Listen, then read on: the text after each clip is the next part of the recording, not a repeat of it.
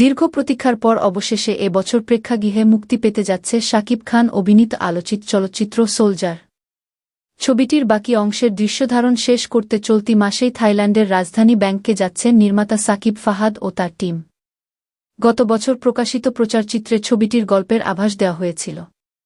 দুর্নীতি ও প্রভাবশালী চক্রের বিরুদ্ধে এক সাধারণ মানুষের সংগ্রামের কাহিনী নিয়ে নির্মিত এই চলচ্চিত্রে শাকিব খানকে দেখা যাবে ভিন্ন এক রূপে। চলচ্চিত্রটিতে শাকিব খানের সঙ্গে অভিনয় করেছেন তানজিন তিশা ও জান্নাতুল ফেরদৌস ঐশী। আরও রয়েছেন তারিক আনাম খান, তকির আহমেদ সহ অনেকে। ছবিটি প্রযোজনা করছে Sun Music and Motion Pictures limited.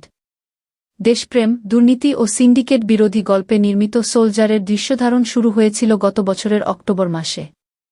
শুরুতে ডিসেম্বরেই মুক্তির পরিকল্পনা থাকলেও বিভিন্ন কারণে তা পিছিয়ে যায়। সম্প্রতি মুক্তি নিয়ে নতুন করে আলোচনা শুরু হলে নির্মাতা জানান, নির্দিষ্ট তারিখ এখনও চূড়ান্ত হয়নি, তবে 2026 সালেই ছবিটি দর্শকদের সামনে আসবে।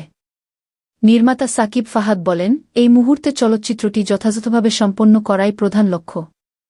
অক্টোবর কিংবা ডিসেম্বর, দুই সময় বিবেচনায় রয়েছে।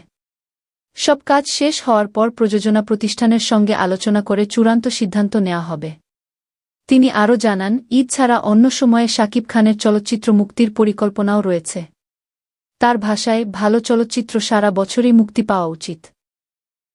দর্শক ও প্রেক্ষাগৃহ মালিকদের প্রত্যাশার কথা বিবেচনায় রেখে ভিন্ন সময়ে মুক্তির বিষয়টি ভাবা হচ্ছে।